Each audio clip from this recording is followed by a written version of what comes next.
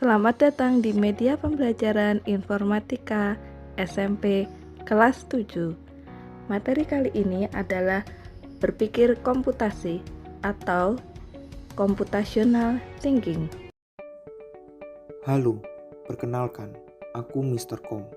Seperti yang kalian lihat, aku adalah sebuah komputer. Berbeda dengan benda-benda pada umumnya, aku dapat berpikir dan menyelesaikan sebuah masalah seperti manusia. Namun, aku punya caraku sendiri untuk melakukannya. Cara ini disebut sebagai pola pikir komputasi. Hari ini, aku akan mengajarkannya kepada kalian tentang konsep ini. Apakah kalian tertarik untuk memahaminya? Pastinya dong. Pola pikir komputasi adalah sebuah keterampilan berpikir untuk menyelesaikan suatu masalah dengan cara sebuah komputer atau pembuatnya bekerja. Terdapat 4 keterampilan utama di dalam pola pikir ini. Pertama, dekomposisi. Dekomposisi adalah keterampilan untuk bisa memecah masalah menjadi komponen-komponen yang lebih kecil agar bisa diselesaikan dengan lebih mudah. Kedua, rekognisi pola. Sebuah keterampilan melihat kesamaan atau perbedaan di antara beberapa hal. Ketiga, abstraksi. Abstraksi merupakan keterampilan untuk dapat menyederhanakan sebuah masalah dengan menghiraukan komponen detail dan fokus hanya pada bagian utamanya.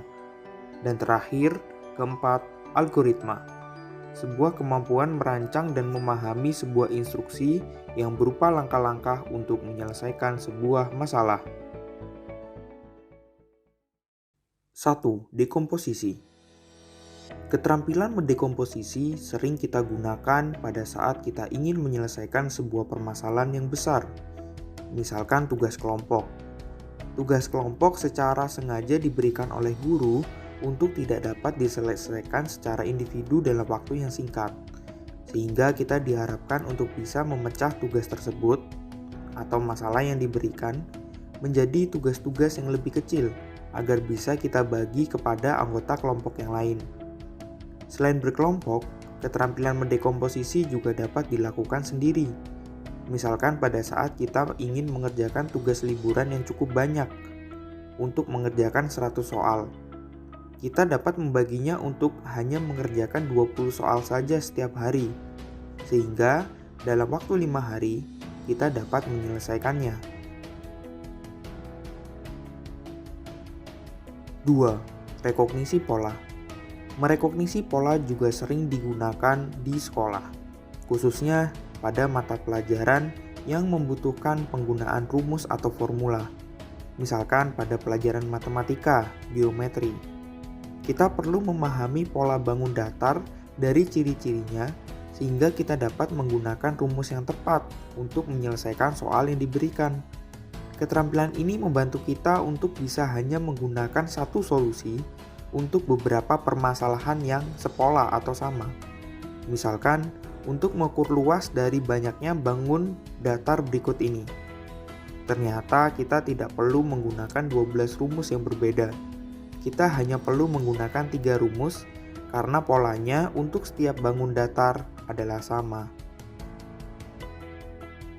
3. Abstraksi. Abstraksi adalah kemampuan untuk melihat sebuah gambaran besar atau inti dari suatu hal.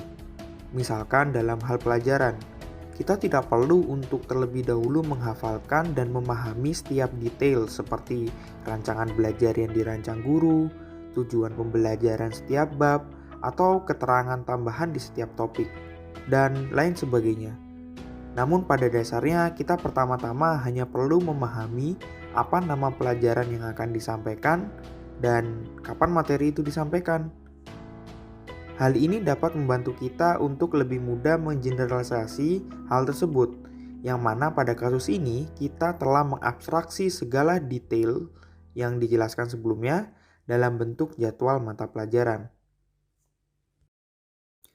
Algoritma merupakan instruksi berupa langkah-langkah untuk melakukan suatu hal. Instruksi yang baik adalah instruksi yang sederhana, namun mudah dipahami dan dilakukan. Untuk satu masalah yang sama, sangat mungkin terdapat 2 atau lebih algoritma untuk menyelesaikannya. Misalkan, pada saat kita ingin menggosok gigi, Ada banyak sekali algoritma yang bisa kita pakai, tetapi algoritma yang baik untuk mengajarkan menggosok gigi adalah yang jelas dan sistematis. Sebagai contoh, algoritma haruslah dimulai dari awal sebelum kita memulai, saat melakukan, dan akhir setelah kita melakukan. Pada dasarnya, algoritma ini merupakan kemampuan berpikir komputer yang paling penting, karena tanpanya komputer tidaklah dapat melakukan apa-apa. Bagaimana? Apakah kalian sudah memahami apakah itu pola pikir komputasi beserta 4 keterampilan berpikir di dalamnya?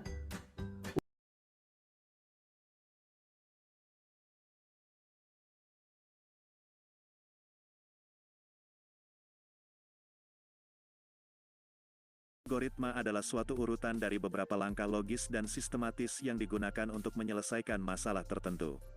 Pendapat lain mengatakan definisi algoritma adalah proses atau serangkaian aturan yang harus diikuti dalam perhitungan atau operasi pemecahan masalah lainnya, terutama oleh komputer. Dengan kata lain, semua susunan logis yang diurutkan berdasarkan sistematika tertentu dan digunakan untuk memecahkan suatu masalah dapat disebut dengan algoritma.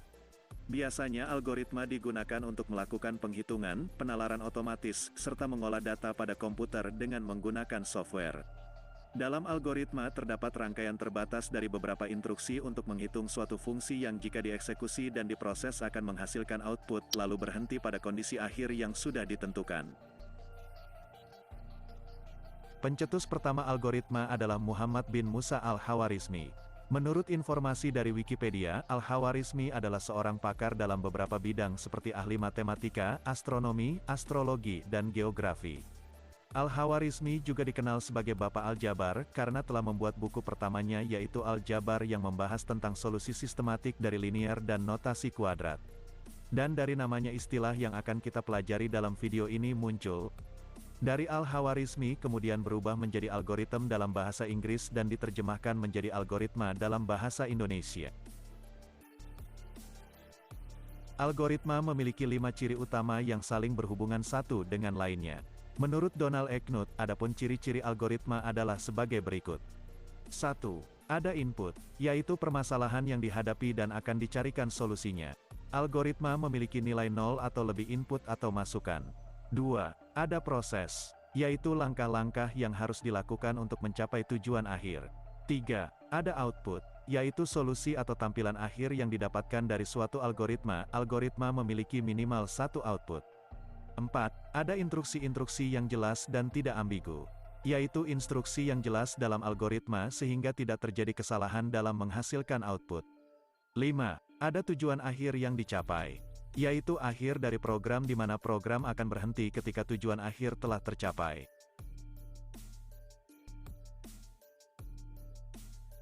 Pembuatan algoritma mempunyai banyak keuntungan di antaranya. 1. Pembuatan atau penulisan algoritma tidak tergantung pada bahasa pemrograman manapun, artinya penulisan algoritma independen dari bahasa pemrograman dan komputer yang melaksanakannya. 2. Notasi algoritma dapat diterjemahkan ke dalam berbagai bahasa pemrograman. 3. Apapun bahasa pemrogramannya, output yang akan dikeluarkan sama karena algoritmanya sama. Cara penulisan algoritma. Ada 3 cara penulisan algoritma, yaitu 1. Structure English (SE), dikenal juga sebagai Natural Language atau bahasa sehari-hari. SE merupakan alat yang cukup baik untuk menggambarkan suatu algoritma. Dasar dari SE adalah bahasa Inggris. Namun kita dapat memodifikasi dengan bahasa Indonesia, sehingga kita boleh menyebutnya sebagai Structure Indonesian SE. SE atau SI lebih tepat untuk menggambarkan suatu algoritma yang akan dikomunikasikan kepada pemakai perangkat lunak.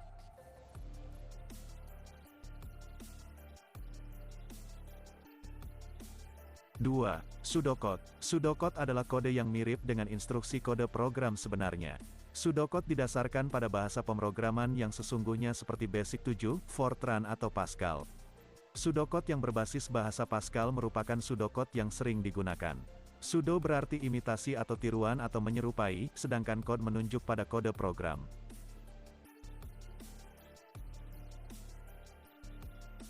Tiga, flowchart. Flowchart atau bagan alir adalah skema, bagan atau chart yang menunjukkan aliran atau flow di dalam suatu program secara logika. Flowchart merupakan alat yang banyak digunakan untuk menggambarkan algoritma dalam bentuk notasi-notasi tertentu. Flowchart merupakan gambar atau bagan yang memperlihatkan urutan dan hubungan antar proses beserta pernyataannya. Untuk lebih memahami contoh algoritma Structure English atau Natural Language, berikut adalah contoh algoritmanya dengan bentuk yang bisa dijumpai dalam kegiatan sehari-hari. Sebelum membuat algoritmanya, perlu diingat kembali dengan pengertian algoritma. Perhatikan kata-kata kunci yang bercetak tebal.